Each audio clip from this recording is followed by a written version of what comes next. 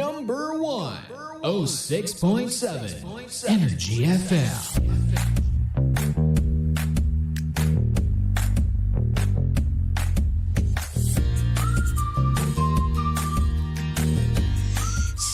Same, pero iba. Kapiling mo na nag-iisang chicks ng radyo. Ako yun. Gandang Cara. Yes, yo. Happy Thursday. Ang pula naman ng blush on ko. Ayan, sige, ikalat ko pa. Para makita niyo yung pagmumukha ko ngayon, punta na po kayo sa live natin sa Facebook para makita niyo kung gaano ko ka-fresh. Fresh na fresh. Dahil kakaligo lang, o diba? Kumusta naman sa lahat ng mga kakaligo lang, tapos may lakad ngayon kaya nagpapaganda, may date. May date ba? Christmas party? Or ano man ang lakad mo ngayon, ako mag-ingat ka. At sana talaga ay maging happy ka. Diba? Yan ang lagi nating sinasabi sa sarili natin. Sana happy ka bukas. Sana may peace of mind ka bukas. Or kahit ngayon, sa mga susunod na araw pa. Diba? Yan ang pinakamahalaga sa lahat at nakakapagpaligaya sa atin. Kapag kampante tayo na wala tayong sinasaktan, wala tayong kaaway, wala tayong masyadong dinidibdib na problema. Pero yung problema, wala na talaga yan. Hindi na mawawala yan. Kaya wala talaga tayong magagawa. Pagdating sa problema, ikaw na lang talaga ang mag-a-adjust kung paano mo siya haharapin. O kaya naman, kung may mga haharapin ka ngayon ng mga problema, ay sinasabi ko sa iyo, harapin mo siya ng with smile. Yes, with smile talaga, no? Oo. With smile. Wow! Ay, yung tipong pikit, ano yun? Pikit balikat ba yun? Ang tawag sa term na yun? Mapapahinga ka, ay, gaganon ka na lang talaga, di ba? Kaya ko to. Yan. Kaya mo talaga yan. Akong bahala sa'yo. At ngayong Thursday, sa mga tea lovers out there, aba, meron po tayong MX3 tea. Yes. Alam mo, huminga ka bigla. MX3 tea with pandan. Ang MX3 ay gawa sa dahon ng mangostina, hinaluan ng pandan para mas refreshing ang panlasa. Ang isang sachet ng MX3 tea ay good for 1 liter of water, either hot or cold. At pwede rin pong dagdagan ng lemon or honey for added flavor para sa buong pamilya. Makakatulong po ang tea para ma-detoxify o malinis ang ating katawan from any toxins. Ayan. For inquiries, visit their website mx3ph.com or call the hotline 0918-8888-693.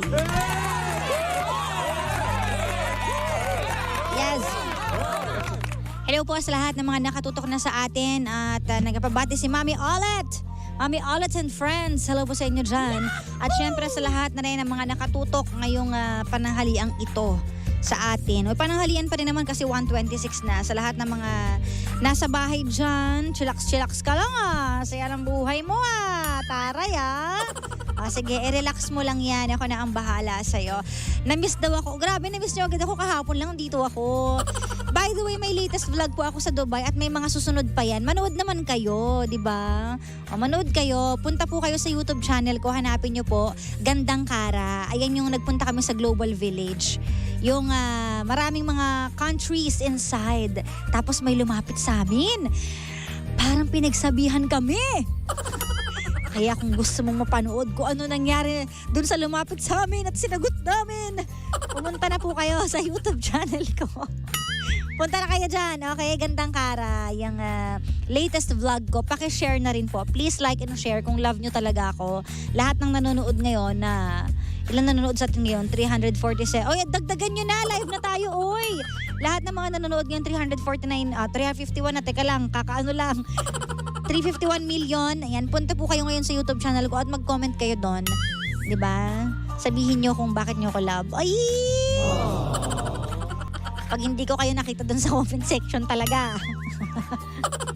Anyways, tuloy-tuloy na nga natin ang ating kwentuhan. Ngayong pananghaliang ito, of course, ang pinakahihintay ng lahat, ang Sincerely Cara story natin for today. So, chillax ka lang dyan. At eto na po ang ating story. Dito lang yan sa Sincerely Cara.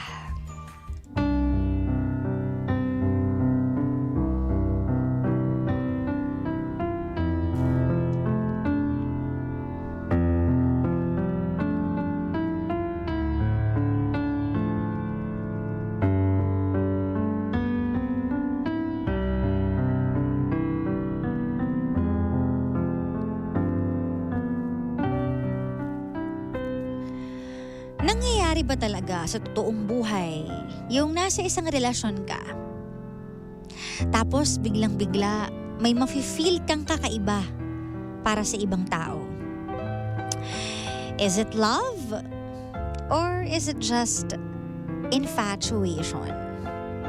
Does it mean na hindi mo mahal ang partner mo dahil na-attract ka sa iba? O baka crush lang talaga yun? Ito ang story ni Janice. 23 years old at meron siyang boyfriend na mag-1 year na silang dalawa. Nagkakaproblema din sila pero hindi raw niya magawang makapag-break o bumitaw sa relasyon na meron sila. And one time, pagpunta niya ng mall, random day, meron siya nakitang isang lalaki na nakamasid sa kanya. At parang may na-feel agad siya sa lalaking ito. Pero naisip niya na hindi pwede. Hindi ako pwede ma-attract sa iba kasi may boyfriend ako. At habang kumakain daw siya, lumapit sa kanya yung lalaking iniwasan niya. At nagtanong na kung may hinihintay daw siya. Sabi niya wala naman daw. Panay ang tingin sa kanya at parang nag-enjoy na siyang kausap yung lalaking yun. Ano nga ba ang nafe-feel niya? Kasi nagtuloy-tuloy na ang pag-uusap nilang dalawa. Ngayon ang tanong niya, dapat ba siyang mag-push doon sa lalaking yun na parang nagkaka-feelings na siya? Or kailangan niya maging honest sa boyfriend niya na bakit nagkakagusto ko sa iba? So let's hear it straight from the heart of our sender for today. Dear DJ Kara, itatagoy na lamang po ako sa pangalang Janice.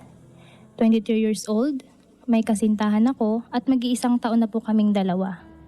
Sa totoo lang po, nagkakaroon na rin po kami ng problema ng boyfriend ko. Pero hindi ko pa rin po magawang bumitaw sa kanya.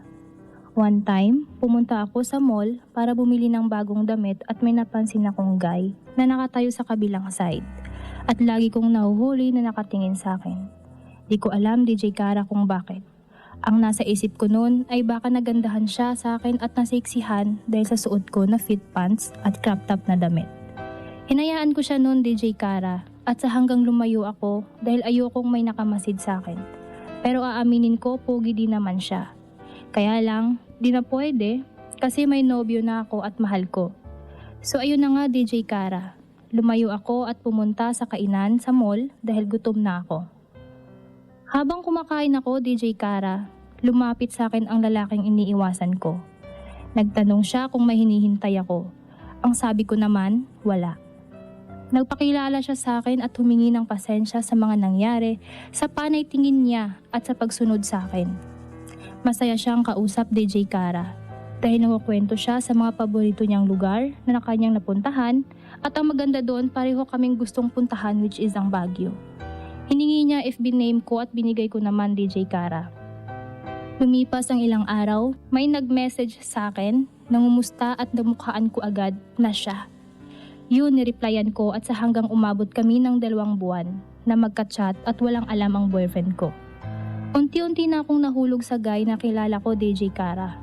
Dahil napaka-caring niya at umamin din siya na may gusto siya sa akin.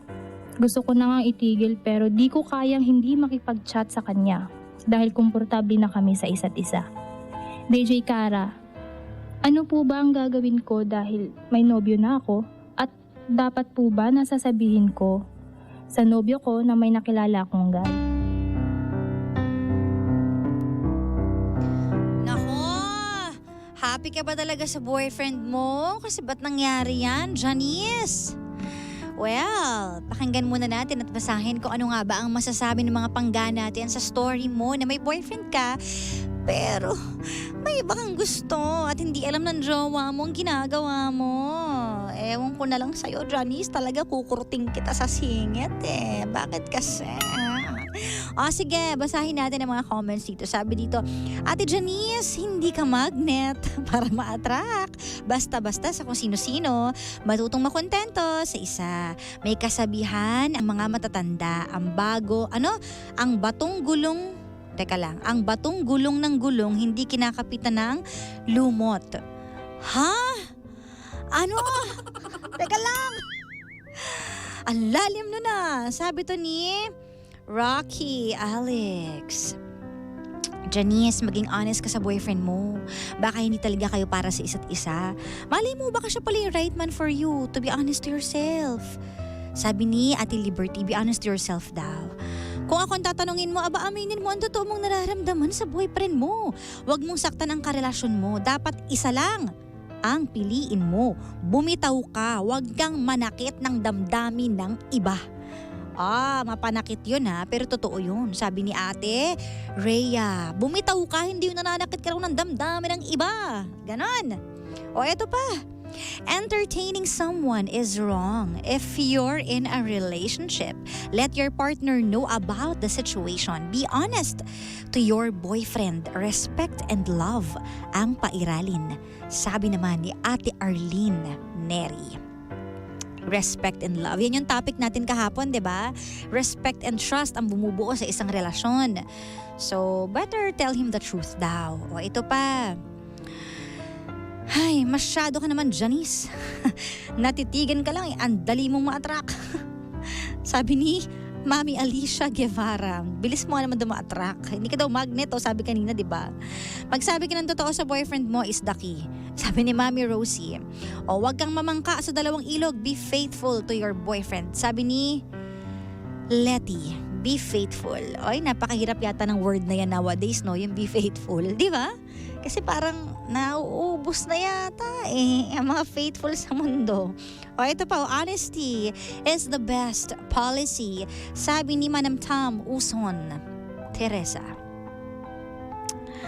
Hay nako. Ito pa, two-timer ka stick to one ka lang. Galit na galit si Mami Cora. Dapat na mag-stick to one. Abay, dapat naman talaga kapag nasa relasyon stick to one tayo, di ba? Ito pa, sabi dito. Hay nako, Ate Janice, kung hindi ka na pala masaya sa boyfriend mo, makapag-break ka na lang. Kesa niloloko mo siya ng paunti-unti. Huwag mo nang hintayin na mahuli ka pa. Sabi ni Ana. Ay oo nga, mas masakit yun pag nagkahulihan pa. Sa umpisa pala, maging honest ka na daw. Huwag sumabit sa dalawang poste. Abay, mahirap yun. Sabi ni Prince Josmar. Maging totoo ka sa boyfriend mo, ate. Sabi naman ni Jessica. Ay nako, nowadays, napakahirap talagang maging honest. And nowadays, napakahirap po talaga na maging faithful. Pero yun ang dapat. Kasi number 1 rule yan sa isang relasyon, di ba? Na maging honest tayo. Napakahalaga ng loyalty. Napakahalaga ng pagiging faithful sa partner natin. So anong dapat mong gawin, Janice? Number 1, ang tanong ko sa'yo, bakit hindi ka faithful sa boyfriend mo? Mahal mo ba talaga siya? Kasi kung mahal mo isang tao, irerespeto mo Iiwasan mo yung mga bagay na makakasakit sa kanya. Makakapagpa-break ng puso niya. Diba? Pero hindi yun ang ginagawa mo. Nagkaroon ka ng crush sa iba, na-attract ka sa iba, pero anyari, ba't kinakausap mo na? That's cheating already. Diba? Sa umpisa pa lang, pag tumina tayo sa iba, nagkakasala na yung mga mata natin So dapat alam na natin kung ano yung gagawin natin kapag nakakaramdam na tayo ng ganun. Kapag naa-attract na tayo sa iba, iwasan na natin. Huwag natin i-continue. Bawa, napalingon ka sa iba, may boyfriend ka, tapos nagkagusto ka sa iba. Sana hanggang doon lang yun, crush lang yun. Kasi pag pinagpatuloy mo pa yun, ikaw na yung nagkakasala. Makasalanan na yung mata mo Huwag mo nang dugtungan pa, huwag mo na i-chat, huwag mo nang tawagan, huwag mong i-entertain. Lalong huwag na kayong lumabas at lalong huwag mong itago sa partner mo. Kasi pag tinago mo na, ibig sabihin may malis na yun. Alam mo sa sarili mo na may ginagawa ka na kasi nakikipag-usap ka na sa iba. Ano kaya kung gawin din yun sa'yo? Ano mafe-feel mo? Diba? Masakit yun? Ngayon, para magkaroon ng respeto sa relasyon na meron ka, it's either iwan mo na lang or maging faithful ka. Diba? Kasi pag mahal mo, magiging faithful ka. Pero pag hindi mo na mahal, magsabi ka ng totoo bago ka lumandi sa iba. Kasi ang tawag doon ay respeto. Maging honest ka. At risky yung ginagawa mo This is a huge risk you're taking. Alam nyo, sometimes yung mga risk na yan, sometimes it's worth it. But sometimes, it's better if you had just remained with the one you already have. Kasi pagsisisihan mo yan minsan, only time will tell. Pero mukhang hindi mo mahal yung boyfriend mo sa ginagawa mo. O baka bored ka lang kaya nag-entertain ka ng iba, pero mali pa rin. 'Di ba? Be honest and respectful to your boyfriend. You owe him that much. Tandaan mo yan, Janice. At pag ayaw mo na, magsabi ka. Para magawa mo lahat ng gusto mo. May freedom ka kaysa nagtatago ka. And always remember, kailangan mong sabihin ang katotohanan at maging honest sa sarili mo. Fill your heart and life with truth and honesty. The truth always comes to light. Sincerely,